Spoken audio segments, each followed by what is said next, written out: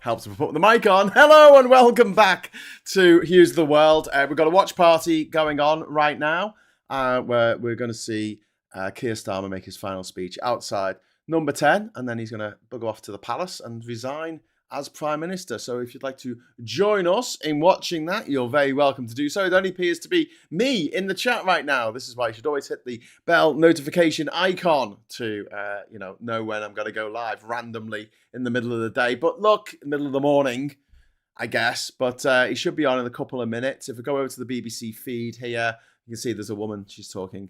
So there you go. Is there anybody out there? Is there anybody out there? Let's use the world. Hello. So we're all waiting. There you go. There's people waiting there. Oh, Blue Badger's there, and GM Lovely, and Warren Peace, and Jimmy Anderson Bowling Genius. Fantastic. One Angry Pagan is there as well. We're going over to Downing Street momentarily to hear Keir Starmer give his last speech as Prime Minister.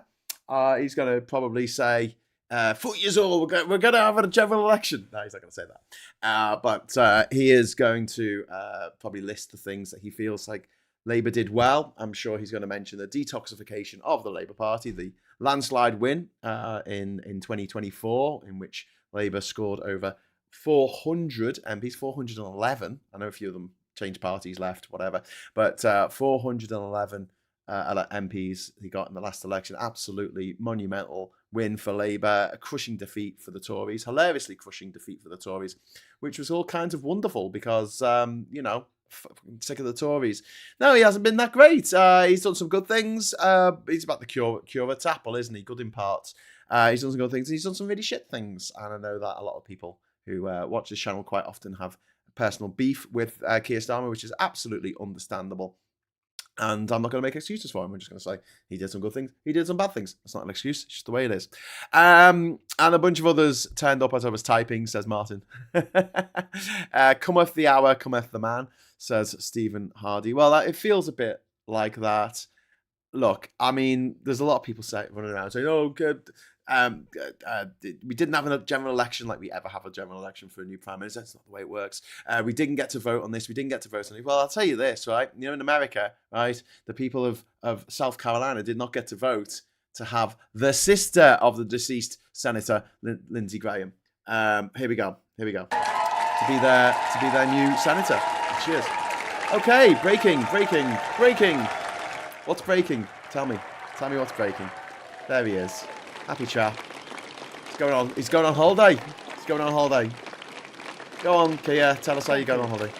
Mention that your dad was a toolmaker. Go on, say it. Say it one last time. One last toolmaker, please. Thank you.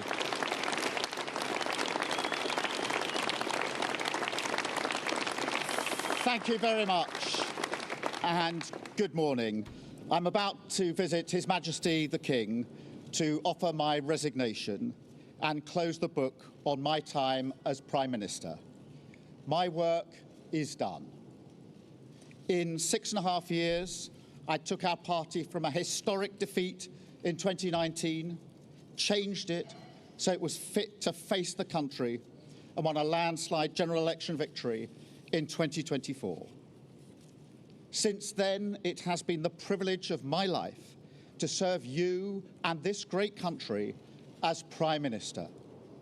And I am confident that Britain is now stronger and fairer than it was 2 years ago. Our economy is stronger.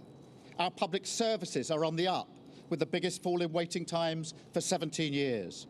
Children are being lifted out of poverty every single day. Immigration is down significantly. Our defence and security are on a far stronger footing, and our international reputation is greatly enhanced.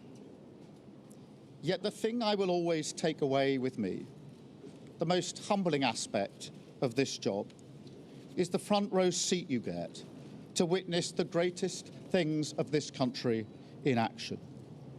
To see every day immeasurable acts of resolve, grit, decency and compassion from people who serve our country, whether that's in their regimental colours, NHS scrubs, or simply the millions of people in their communities who volunteer their time and their effort to the ground beneath their feet. We face a world now where our enemies will stop at nothing to divide us because of our values, our freedom, our decency, and frankly, because of our unflinching resolve towards the brave people of Ukraine. And so under this attack, it is vital that we remember the greatness of the Britain all around us, that while we debate how to fix our problems, there is something we inherit from our country and our character that can give us confidence, that we can change our country for the better, that we can create a Britain where every child can go as far as their talent will take them, and we can unite different people under our common flag if we don't succumb to that division. So, as I now pass the baton to Andy Burnham, I wish him every success. He has my full support.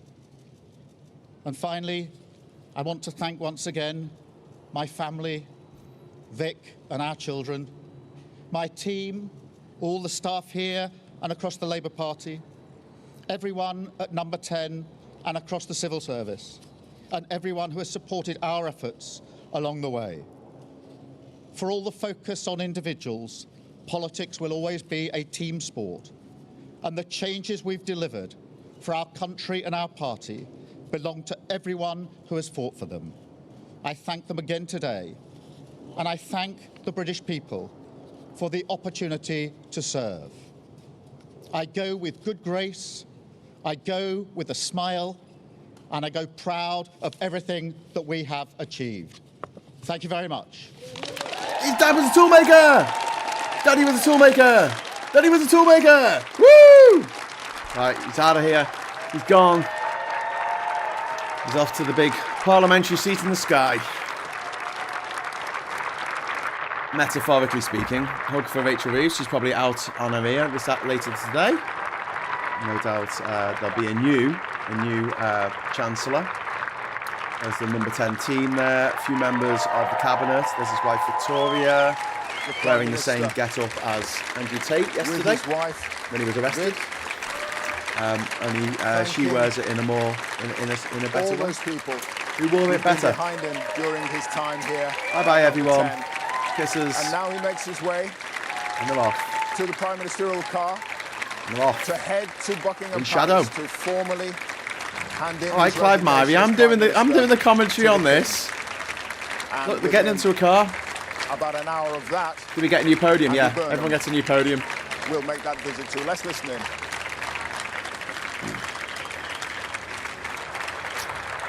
Ooh, he's taking his wife with him to Buckingham Palace. I hope he's got a +1. Wouldn't it be funny to have a mic in the car, like he left his Keir mic on? Starmer in that speech saying that He's like, he "Those is motherfuckers." leaving office with good grace and a There he smile on goes. his face. He was greeted Keir with applause Starmer. when he left Off he goes. Downing Street. I left number 10. I was there on give the speech July now. the 2nd, a couple of years ago. Applause Sorry, echoes July as the he 5th, leaves after the election. and heads towards I Buckingham was out there. Palace. That would have been me with the EU flag. Off And off he towards goes. Trafalgar Square, passing through Admiralty Arch, and then heading up the Mall. No music this time. onto There was a ban. Buckingham There was a Palace. ban Chris on Mason playing is loud with music. me. We talked about the fact that he would point to what he has achieved over the last 2 years. But he goes back a little bit further and he talks about where the Labour Party was before he came into office. Yeah, a first reflection, Clive, as we see his car. An excuse to get the depart and helicopter we out. see some of his We don't have any closest high-speed car staff chases and in the UK because our roads mingle don't here. like, Another Prime Minister accommodate has them. gone. Another Prime Minister. Like, And oh, yes, can we dust off? Keir Starmer Can we dust off the reflecting helicopter? on Come on. what he sees as achievements Parliament in office. Square but also there, the those green. reflections on, as he sees it, Westminster Abbey reviving the there Labour to the left Party of and the bringing page, it left back of the from its screen. defeats under Jeremy Corbyn. But On the his extent way. to which he leans on that as part of his legacy. Well, I'll just turn the volume down on that because they're talking about, I don't know. Oh, look, I think they're lost. They're driving around in circles now. Police motorbike in ahead there. There's the big round building there. That's like where the Masons sacrifice virgins, and then incels, as we call them these days. And then up the road there, which is called the road. I think that's a special name for that particular road. And up they go, having a great time. Can't really see them. Cars are in shadow. Black cars, you see, they just disappear. They just disappear into the shadow. You see, you just don't have the dynamic range that you need. And now they disappear behind some trees. So this is fun. This is like watching someone in a tunnel. Maybe you should have resigned in the middle of winter, and then we'd be able to see them through the trees. This is disgraceful behaviour of the trees being in the way. And they were going up to, is that Green Park there on the right? I don't know, something like that. There's some horrible buildings there on the left. There's some horrible brutalist buildings. I don't know why they built them. Probably because they were cheap and nasty.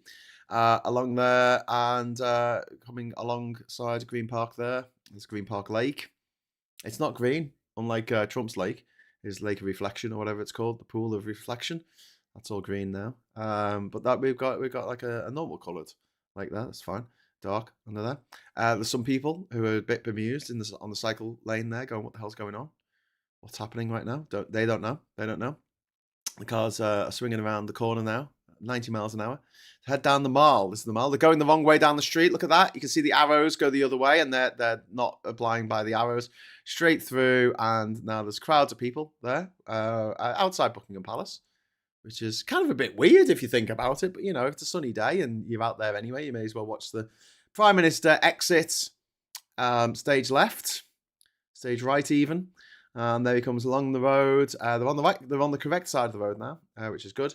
And then they turn into Bucky Pally there, and there's a big EU flag. Good. And there's a thing saying about rent control now, which I think Labour have brought in. Oh no, they haven't brought in rent control, but they were talking about it. So yeah, hopefully he'll see those and think, let's rejoin the EU and let's bring in rent control. There's some soldiers there waiting to hold up their guns here. Look at my fancy guns, say these men. And the cars disappear into the magic portal. That's King Charles's portal there, his gaping portal. They're going in there and then into Buckingham Palace. Oh, now we can see inside Buckingham Palace. You can see some lovely cardboard boxes there that they've put around some construction that's going on. Obviously, there's £500 million worth of construction. There's an Audi there, obviously up the arse of the car in front of it, because it's an Audi, and that's what you got to do. I thought they were just going to go back out again. Door's not opening. That's embarrassing. You got to turn off the lock. The driver just turned off the lock and allowed the doors to be opened. Third time lucky there. There's Mr. Quiffy saying hello to a man with a rope on his arm. He's got a rope there. That's scary, isn't it? What does he want that rope for? Maybe he's into rope play. That's okay. So he's met the rope play guy. Now he's met some random who looks like he used to present, I don't know, BBC television in the 1970s. I don't know. He's walking along there. It's all good, and they're gonna have a little chat, reminisce about old times. Never met him before. He's never met him before ever in the history of the world. And off he jolly well pops into a side door. It's a grand palace entrance there, with some squeaky hinges that need £500 million worth of renovations. I think that's it now. There was the hose there. That's a bit disconcerting. Obviously the hose there going into the window. What are they pumping in? What are they pumping in? It's like, it's time to dispose of our former Prime Minister. We do not need him anymore. Anyway, my husband ran off with my best friend Sandra. I really miss her. So that's genuinely wasn't very good joke. I had a joke this morning. Spanish players, eh? You've seen one. You've seen Yamal.